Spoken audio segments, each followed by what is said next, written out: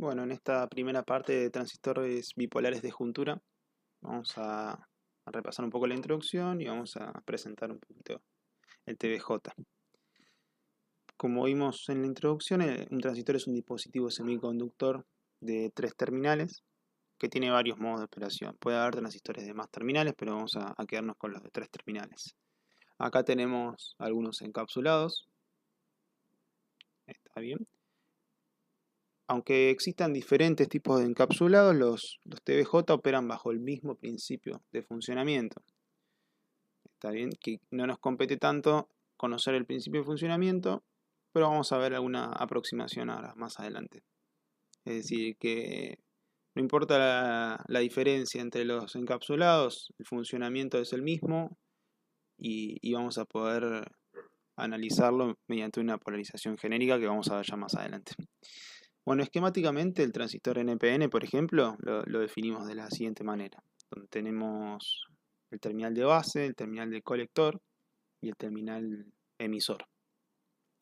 Con el PNP podemos hacer lo mismo y definir el terminal de base, el terminal de colector y el terminal de emisor. Entonces, esta base, este emisor y este colector que tenemos son los 3 terminales del TBJ. Dentro de los TBJ vamos a encontrar dos tipos diferentes de acuerdo a su dopaje y a la construcción de sus junturas. Perdón, de acuerdo a su dopaje y a la construcción de sus zonas. Entonces, tenemos los transistores NPN, que son como el esquemático que tenemos arriba a la izquierda, que tienen el siguiente diagrama. Tenemos una juntura, una zona N, una zona P y una zona N. Fíjense que entre base y emisor, entre el terminal base y el terminal emisor, tendríamos una juntura PN, con una zona P y una zona N. Eso era similar o idéntico a un diodo, que un diodo se caracterizaba por tener una juntura P y una juntura N. Es por eso que ya lo vamos a ver un poco más adelante, entre base y emisor es como si tuviéramos un diodo. Vamos a ver que el funcionamiento, la caída de tensión es como si tuviéramos un diodo. Entonces esto de acuerdo a los transistores NPN, donde tienen una zona N dopada más negativamente, una zona P más positivamente dopada y una zona N. Del lado de los transistores PNP, bueno, tenemos las 3 zonas, pero ahora P, N y P. Fíjense que ahora el diodo que queda formado entre emisor y base justamente queda al revés. Y también fíjense que la flechita del esquemático, la flecha que entra o sale, digamos, a la base, nos indica también el diodo, cómo está colocado. En el caso del NPN, el diodo, digamos, apunta hacia la base. En el caso del NPN, el diodo apunta hacia el emisor. En el caso del PNP, el diodo apunta hacia la base. Y bueno, acá lo mismo, tenemos la zona P con dopaje más positivo, la zona N, dopaje más negativo y otra zona P. Esencialmente los transistores que utilizamos, los TBJ, tienen 3 modos de operación. Los modos son el modo corte, el modo saturado y el modo activo. El modo corte funciona como si fuera una llave abierta. Ya lo vamos a ver más adelante. Pero estas son digamos, las palabras clave. El modo corte funciona como una llave abierta. El modo saturado funciona como una llave cerrada. Y el modo activo funciona como amplificador. O sea, ponemos al dispositivo en llave abierta, en llave cerrada o en amplificador. Esto quiere decir que el mismo transistor puede operar en cualquiera de estos modos de acuerdo a la polarización establecida. Es decir, el transistor no se entera si está trabajando en modo corte, en modo saturado, en modo activo. El transistor, digamos, el principio de funcionamiento es el mismo. Lo que yo tengo que cambiar es externamente. El transistor por dentro va a ser el mismo. Lo que yo cambio es externamente, o sea, puedo cambiar la polarización. ¿Y por qué la polarización? Bueno, los transistores, los TBJ, son excitados por corriente. pero para generar una corriente necesito una diferencia potencial.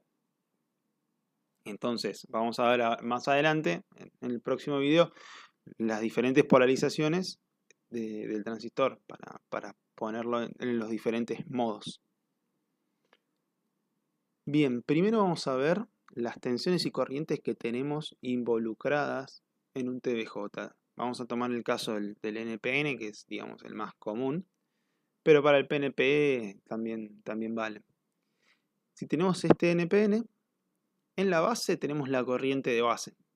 En el colector tenemos la corriente de colector y en el emisor tenemos la corriente de emisor. Entre emisor y base tenemos la BBE, que sería la tensión base emisor. Entre colector y emisor tenemos la BCE, que sería la tensión colector emisor. ¿Estamos? Entonces, acá tenemos un poco indicadas las corrientes y las tensiones. Y fíjense una nota importante, que en la BBE, o sea la tensión base emisor, como les dije anteriormente, tenemos una juntura PN, entonces esa BBE es igual a la tensión de umbral, PTH, o BD, le pusimos también anteriormente en el tema diodos, que lo tomamos como el valor de 0,7. Estamos, entonces, fíjense que ahí, entre base y emisor, tenemos ese diodito que dijimos antes.